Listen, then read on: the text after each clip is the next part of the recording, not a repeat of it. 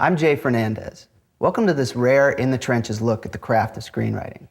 Today I'm joined by Susannah Grant, who wrote the scripts for 28 Days, In Her Shoes, and Erin Brockovich, which earned her an Oscar nomination. She's also written the upcoming remake of Charlotte's Web and just directed Catch and Release from her own script. Susannah, great to have you here. Thank you. Good to be here. First, I have to ask, when we asked you your age on the questionnaire, you listed 68, and I don't know what to say. Looking good, you right? really play it well. Do you work out? Yeah, no, I'm not 68. Yeah. We don't need to know your real age. No, I'm 43. I don't, I was alone in my office. It came up. I think I'm just surprised every time. Ever since I was a senior in high school, I remember thinking, as like a 10th grader or 11th grader, when I get to be a senior, that'll be different. There's that idea that there's a point at which, I don't know, maybe it'll make sense, or you have answers, and I always thought, senior, that's when it's going to happen. And, Really? and I remember having this moment when I was a senior, and I thought, it didn't happen. and I keep hitting these points in my life. Pretty much, Yeah. pretty much. I think, no, still a lot of questions. Have you applied that same approach to your screenwriting? That at some point it's gonna click, and it never has, No, or has it clicked? I had the good fortune very early on, actually when I was still in school, to know Herb Sargent. He's married to my aunt, and his brother's Alvin Sargent. And Oh. I don't know Alvin very well, but I knew Herb pretty well. And Herb at one point told me, when I was still in school, he said that at the beginning of every script, Alvin would call him and say, oh, I can't do it. I don't know what I'm doing. And I don't know, I haven't checked this with Alvin, but this is according to Herb. And I thought, well, if Alvin Sargent at the start of every script has no idea what he's doing, then that's probably a good way to start a script. Right. I shouldn't feel too bad about my lost that's moments. actually probably a goal. That, Oh, really? That level of confusion and uncertainty, I think, is probably a pretty essential part of the process of discovery. Because I think if I approached something saying, well, this is how I'm going to do this one, I just churn it out, it would probably be pretty bad. Pretty it would dead be on pretty the page. lifeless. Yeah. Right. Yeah. So, I think I filled that out shortly after my 43rd birthday when it was another, what? Right. Wait, nothing's different. Yeah. It does bring up another question about whether, you started on screenwriting pretty late for some people, right? I mean, you were close to 30? Or? Well, I was 28 when I went to film school. Okay. Yeah, so I'd had other flounderings in life. As we all have. Yeah. Some of us as we speak. What prompted that transition? What made you think at that point that screenwriting was the way to go? Well, movies had always been a huge part of my life. I saw everything, and there was when I was about 13, I went to see Network, and something clicked in my brain, and I look at it now, and I didn't get the movie, right, obviously. Right. Well, you can watch it now 3 or 4 times and pull things out of it that you didn't see the first time. Yeah. But I remember going to that movie and feeling like, wow, those people are driven by something huge within themselves. Everyone in that movie has just the most powerful engine working both constructively and destructively within them, and that I thought was so compelling. My poor mother, I saw it, opening weekend, and this was the 70s where they let 13-year-olds, buy beer. Things were easier then. If you wanted to get into trouble when you were 13, you just go in and buy it. But the next morning I was sitting with my mom, and I said, I saw the greatest movie, you've got to see it, it's Network. And she said, well, I'll go see it.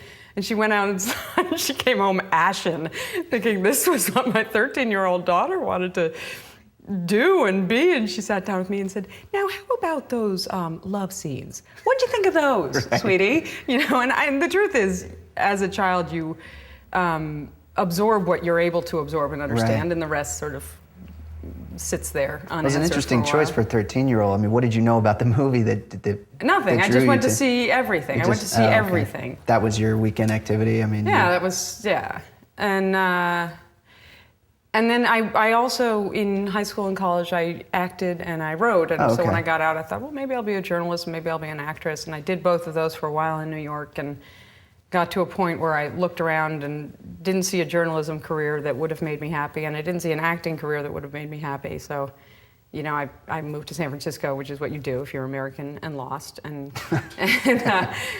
or join the Peace Corps. Or join the no, sort of similar. No, God forbid, help someone else. You know, right. No, I just went to San Right. Francisco, Yeah. and I had tried to write a screenplay right out of college, and it just seemed confusing and technical to me. And but then I got a really stupid job that required me to be there for 8 hours, but I could get the work of it done in 2. Right. So I filled the rest of the time trying to write another screenplay, and for some reason it kind of clicked. I figured it out a little bit. It's not a great screenplay. I mean, it's probably not even good, but I figured out the form enough to feel like I could say something within the form. Right. Do you think there are any pros and cons to starting in your late 20s to really try to attack that in terms of like life experience or?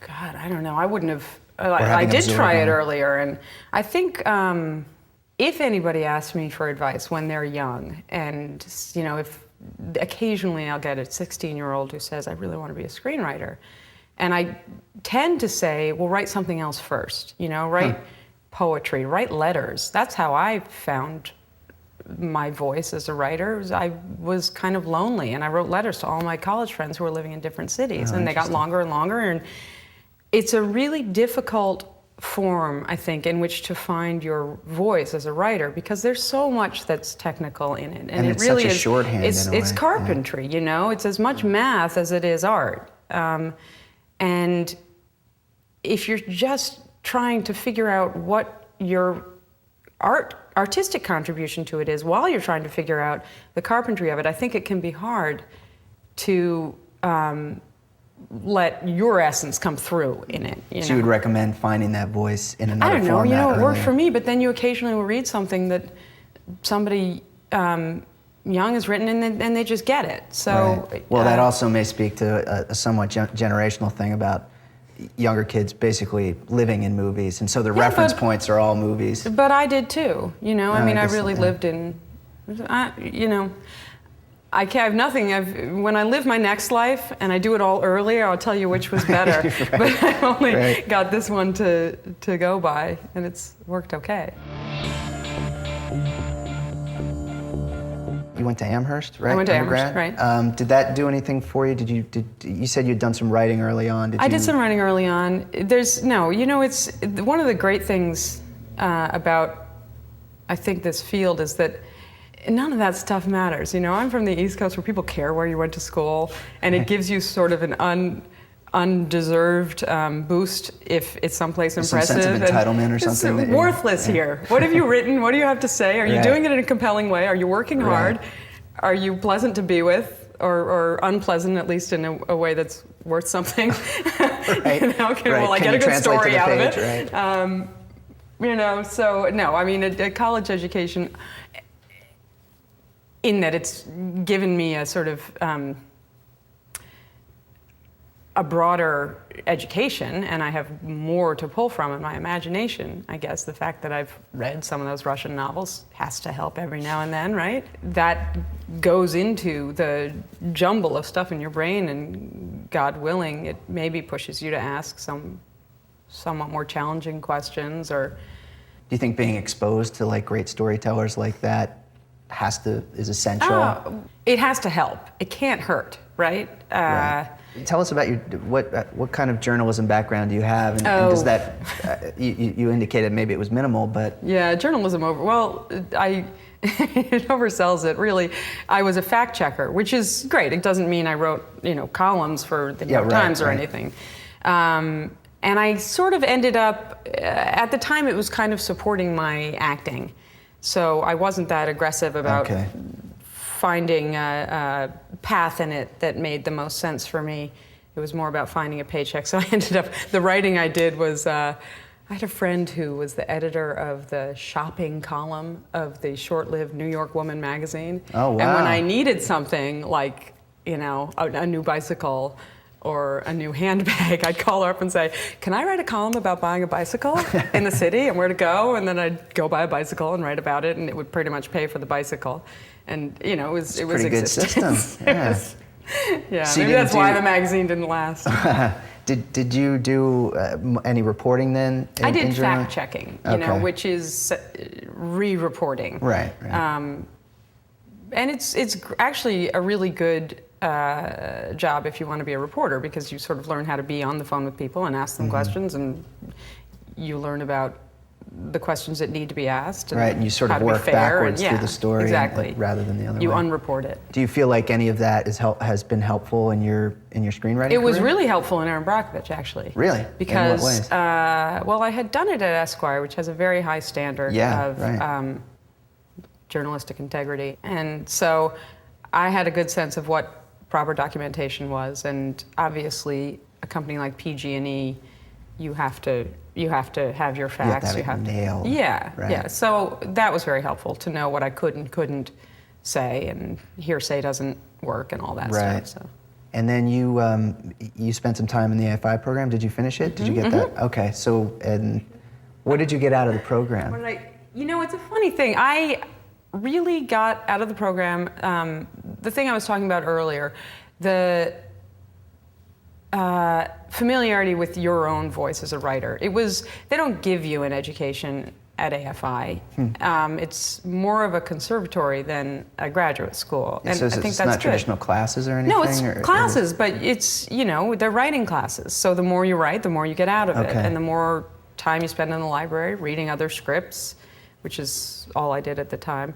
You know, nobody's going to say to you, go read 5 scripts this week. Right. And read the first draft and read the produced draft and see what the changes were. You know, you have to be relatively motivated in a good way, I think, because it's not as if anybody's going to hand you a career either. Right. So it was really just 2 years. I got student loans. I didn't worry about working in addition to writing. I just decided to write and focus on movies and screenwriting. What types of things were you working on at the time? Do you remember what you were? I wrote a script the first year that seemed to get me work for about 5 years. It never got made. Wow. And I came close to making it at one point, to directing it. But it just sort of fell a little. I think it's just not quite a movie. I think it's a really good writing sample. Oh, well, I mean, that happens a lot in the industry, right? I mean, you have a sample that'll never get produced maybe, but it gets all those doors opened at agencies. And that was my first one, and then the second year I went and wrote another that I hate, and it just was abysmal. But I actually started working before I finished my second year. I got the job on Pocahontas, being one of the writers on that. Where were you brought in on that? Did you rewrite someone else? Or Yes, but they didn't let us see that script. Okay. They had decided we're starting from scratch, we have 3 songs, and we have our characters, and go. And we have a release date. So that was where we started. That's pretty intense. It is intense, it's great. It's like boot camp. Is that a different approach than well, right, also because you have to, I mean, the animation is going to take another 2 years or something. Yeah, right? and they animate out of order, and you know, they'll animate while you're going, and they'll have a piece that you can't rewrite, but then a piece that you can. So it's very... because they've made enough progress with the animation, you can't mess with that. That's locked. Right. It was a great experience. I wouldn't do it again. You know, there are no fewer than 10 or 12 people, or were, I don't know how they're doing it now, at that time in any creative decision-making process, which is really difficult. I mean, on an animated film? On an animated film, on these animated movies. And that's really, you know, they have 2 directors, they have a producer, they have 3 executives, they have the head of story, they have 3 writers. Automatically, there's a watering down process, or at least I felt like it erodes the singularity of voice, of course, which is fine, because that's not what they're selling in those. They're selling a big... As wide as they can possibly exactly. get it. Right. So it's a great thing to do, because you end up, there's no scene in that movie that was rewritten any fewer than 35 times. Wow. I mean, constantly rewriting. Is there something useful about that for your process? Oh yeah, great muscles, and getting to know that if you throw something away, something else will come in. You'll think of something else that's better, or just as good, or if it's not, it'll work. And get you out of that particular roadblock you're in right there. Was that a good lesson for you personally? Were you pretty more precious and protective earlier? Well, it must have been because I remember it, so it must have helped. Yeah, I mean, did that feel like it took some getting used to, that kind of? Yeah, certainly. And I don't feel like I want to do it again. Right. Because I've got those muscles now. And when you say you wouldn't do that again, you mean work on an animated film, or you mean do any rewriting? Oh, no, I rewrite. I rewrite all the time. I think that's where all the best stuff for me happens. But no, I don't think I'd do another animated movie that way. So by committee. Just, it doesn't feel like it's an environment in which you sort of grow. You contribute, but you don't grow. Was it that first sample script that got you the job for Pocahontas? How did that come about? Did you have an agent then? I did. I got an agent off the script, and I won a fellowship from the Academy. They give out a fellowship every year called the Nickel Fellowship. Oh, wow. That goes to usually 5 writers a year. And it's the best fellowship. I mean, there are a lot of them, but this one just gives you $25,000 as long as you're writing. They have no ownership on your work. It's just, here, go write again. Go write some more. You mean for about after a year. the program's over, or like? No, you get the fellowship, and for the next year, they give you $25,000, which for a lot of starting writers gives you a year. Yeah. So I did that, and that gets you attention. So the Nickel Fellowship scripts end up on all the desks of people who are reading, and that was mine. Did you end up with a lot of meetings with agents and things out of that? Did they call you in, even that you ended up not working with? Well, actually, I think I had an agent before I won the fellowship. Oh, okay. I had tracked down an agent. And then, yes, a lot of meetings. And at one point I said, I don't want to go on any more meetings. Why? I've met. Well, that sounds like a pretty good, once you got really started going, it sounded like you got it going pretty fast there. I did get it going pretty fast. AFI, the fellowship, the job on Pocahontas was 2 years, right? Yeah. It's very fast. Oh, yeah, I have no complaints. But I did feel like at a certain point, I hit a point where I was meeting instead of writing. And because really, to go to, Warner Brothers from Hollywood, you need to get a hotel room up there to stay the night. Well, you lose half a day of writing. Right. I mean, it may only take 2 hours, but you've got to get showered because as a writer you don't wash yourself, so you have to do that. Really? Don't they expect you to come in, the writer, kind of greasy just like and this much too vain to let that happen, right. I guess. Yeah, so it felt like I wasn't getting any writing done because I was meeting people. And it wasn't like I was meeting people and then getting lots of jobs. I was just meeting people it was a meeting in the truest sense of the word. We were meeting and then we had met. Goodbye. Yeah. And that was it. So I thought, I'm wasting my time. So I just decided I wasn't going to go on any meetings unless there was an actual job involved. Did any of those meetings end up paying off years later? Did you end up working with anyone? I think not. I think That's maybe not. Maybe. Yeah. I mean, but the thing is, I don't do. I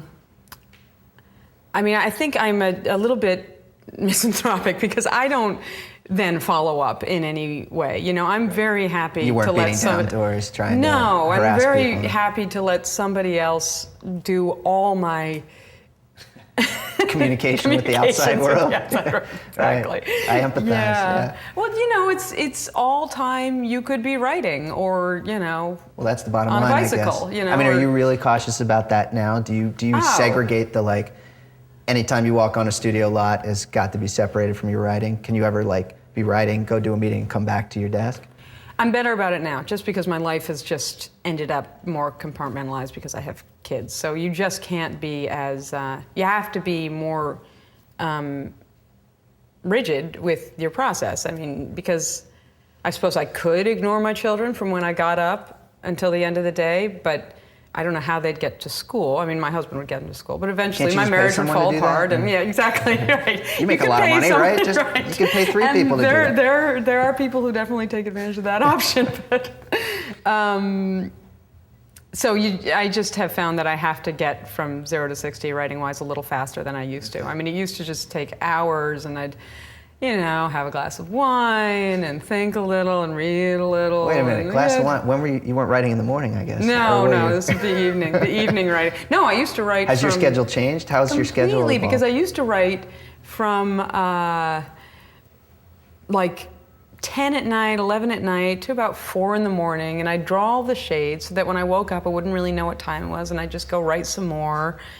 And I adore my children, but I also look forward to a day when I can do that again. Right. That sort of crazy round the clock writing, because it's a level of immersion that's I find it harder to find since I've had kids. And okay, so you do it the same way now? I mean... No, now I have to, I get my kids off to school, and then I work, but it's it's harder to focus. I have to sort of close the door, pull the shades. I'm a cave writer. Yeah, do you have rituals of how you get yourself in the zone? Do you have props, music? No music when I'm starting writing, but yeah, I needed to be dark. I needed to just forget the outside world and not answer the phone and all that stuff. You wrote for Party of Five, right? So you've done some TV writing. What was that like? I mean, that's a different environment, obviously, because you've got that was great. Writing staff. It was a great staff, really good people. We all were doing the same thing, writing the same show, so there wasn't, I gather on some shows you'll write a draft and the showrunner will take it and rewrite it according to his, but everybody was making the same show, and we were all kind of at the same point in our lives, both the actors and the writers and producers. It was everybody's first show. Okay. Except for the showrunners who had done a few, but it was their first show that they were running. Right. So there was just a great, Mickey, Judy, let's put on a show feeling about it. And they happened to all be really great people, still very good friends. It's very good, hard work, because you're on the set, you're writing, you're posting, you're doing you're everything. All the process, right? Yeah. I stopped doing it because it got a little bit routine. It felt like I had some really strong muscles and others were atrophying. You mean because of the recurring characters and situations? More the same the show, structural stuff. I mean, the structural stuff is really firm because you have commercial breaks and there's sort of shape. It's a 12-minute shape you're building. And I'm not going to say writing a TV show is easy, because it's not easy, but a 12-minute shape you can get familiar with and say, okay, I know how to build that and end it and make it feel like something you want to come back to, and all the requirements of a TV show.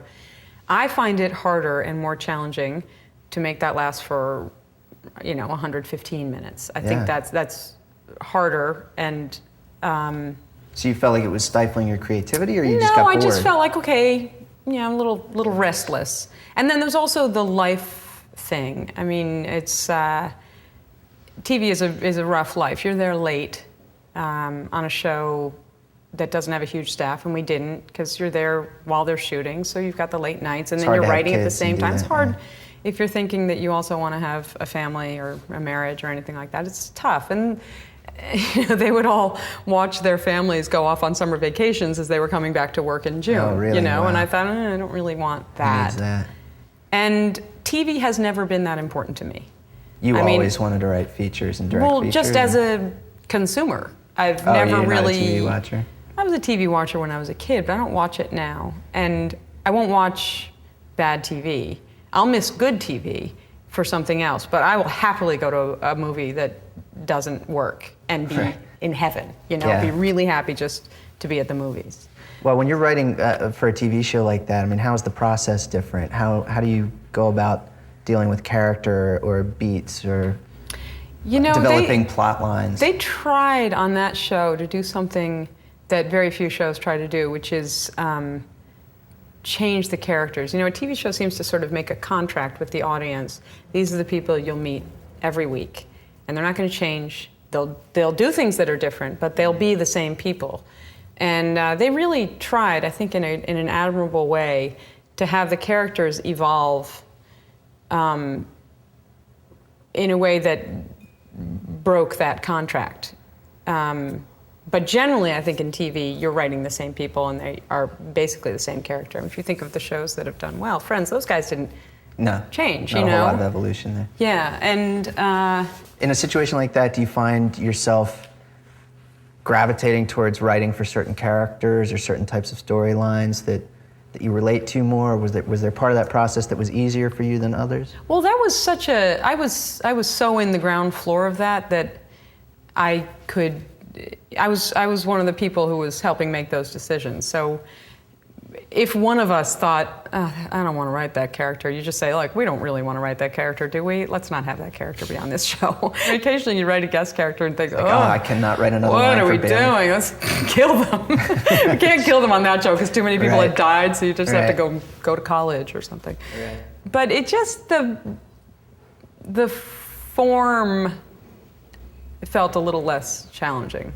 Do you think that would be a good entree for a prospective writer? Do you think there's any yeah. benefit to, like, hammering out some things in TV before you move into features? If you or- have the opportunity, absolutely. You'll write a lot. You'll have stuff produced. It takes, minimum on a fast-moving project. It takes 2 years for something to be Right. made, and that's when it just rockets through the system. Usually it's we really talked to slow. we talked to Nick Kazan. He's got one that they're working out this 18 years. Sure. He's been sitting on it, yeah. Yeah, exactly. So the opportunity to have your stuff made, and if you're working with someone who lets you try things out, like they did on Party of Five, they'd say, let's just try, see if this works. And you can look and say, ooh, didn't work, I won't do that again. If you do that on a feature, first of all, it's a lot of money to take a risk with somebody else's minimum $30 million if it's a studio movie. That's, you've got to at least have a little idea that it's going to work. But in TV, you can have little experiments, and that's fantastic. Right. Well, like you said, also because Party of Five was sort of a ground level, with all the people who were involved, as opposed to, like, if you came in on Law and Order or Right. something that's been, or at the end of Frasier or something like that. Right, You where weren't they gonna say, we have- don't do that here. Yeah. We know what we do here, and it's not that. Right, Yeah. just plug yourself into the mold. Right. Yeah. You think you would have found that very stifling? Could you see yourself ever writing for, like, a...